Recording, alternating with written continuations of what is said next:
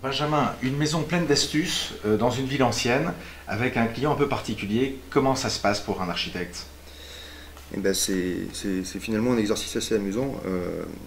J'ai un client qui m'a demandé de lui construire un loft, donc approximativement une surface comparable à celle-ci, mais il a trouvé finalement un terrain en plus près de la ville, ce qu'il n'avait pas pu réussir à trouver avec un loft, mais qui ne lui autorise qu'à construire cette surface-là, en fait, tout simplement, sur ce terrain-là. Donc tout le principe a été de dire que le loft finalement n'allait pas être un grand espace horizontal, mais allait être un espace vertical, en fait, adapté au règlement d'urbanisme et aux proportions de la parcelle. Et donc en fait la maison sera constituée de différentes couches d'espace qui seront superposées l'une sur l'autre, et tout l'enjeu sera de tisser des relations entre tous ces espaces-là, pour créer finalement la continuité et les dilatations qu'on aime dans un loft. Donc on a une première couche qui est constituée par un espace finalement plutôt plein, très technique, dans lequel on va ranger la voiture, la machine à laver, tout ce qui va être encombrant et nuisible, et aussi les sanitaires, pour pouvoir libérer un espace sur la couche du dessus, qui lui est complètement vide, et qui est finalement dédié à des fonctions entre guillemets plus nobles, c'est-à-dire prendre un repas entre amis, se détendre. Cet espace-là, qui est finalement traversant, très lumineux, et donc dégagé de toute nuisance, est complété par une deuxième couche qui est finalement assez technique. C'est une sorte de rehausse. C'est une sorte de rehausse, voilà, qui permet au séjour d'avoir une double hauteur, donc finalement de retrouver ces espaces hauts sous plafond qu'on peut apprécier dans les lofts, et en même temps d'accueillir des fonctions qui sont un petit peu inédites dans un séjour, comme faire le DJ, mais aussi avoir un espace de travail en connexion avec le séjour, et un petit bloc technique sur l'avant, qui est un peu comparable à celui qu'on a au rez-de-chaussée, qui permet en fait d'être le support d'un écran de projection, en projetant depuis la mezzanine. Et enfin le dernier volume, qui est un volume, encore une fois, à l'image du séjour, très dégagé, qui est le volume des chambres, l'espace de nuit et de la salle d'eau.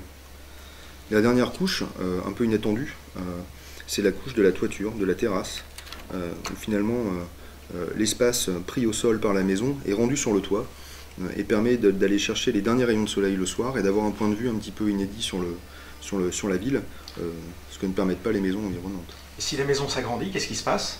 En fait, le PLU nous permet, le règlement d'urbanisme nous permet une dernière rehausse, donc en fait qui sera constituée par un dernier niveau, un dernier ruban, qui pourra contenir un dernier espace de chambre, tout simplement.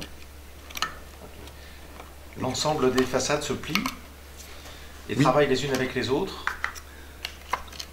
Alors lors de l'élaboration du projet, il y avait plusieurs méthodologies possibles pour l'architecte. C'était de travailler des blocs empilés l'un sur l'autre et donc d'essayer de se représenter la maison en sculptant dans des blocs de mousse. Et c'est pas une méthode qui nous a convaincus. On a donc travaillé avec un système de rubans. Donc ces grands rectangles ici représentent en fait les différents niveaux de la maison. Et on les a travaillés en partant en fait de leur surface de mur, tout simplement.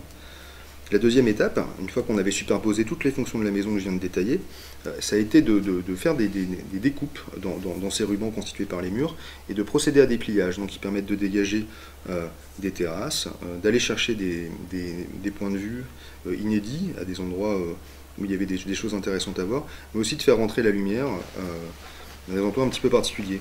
Notamment ici, quand on reprend cette dernière couche de mezzanine, on se demande ce que fait cette encoche sur la maison, si on reprend le volume, sur normalement une façade qui ne peut pas recevoir de fenêtre. Elle sert tout simplement à recevoir un dernier rayon de soleil dans la mezzanine qui est plein est de l'ouest, le soir, en ne portant pas complètement la baie vers la parcelle mitoyenne, ce qui est interdit. Donc, grâce à ce petit dispositif, on va chercher le dernier rayon de soleil et on donne un peu de volume à une façade qui était normalement complètement pleine. Est-ce qu'on peut dire que c'est une maison pour un art de vivre? Oui, c'est une maison qui effectivement a été conçue autour des usages et pas en fonction d'un plan préétabli, puisque le séjour n'est pas compartimenté, salle à manger, salon, mais plutôt faire la fête, se réunir en famille, tout comme les chambres qui ne sont pas cloisonnées et qui sont plutôt constituées d'un grand espace pour les enfants, cloisonnable évidemment plus tard. Donc c'est vraiment dédié à une famille et à une façon d'habiter aujourd'hui.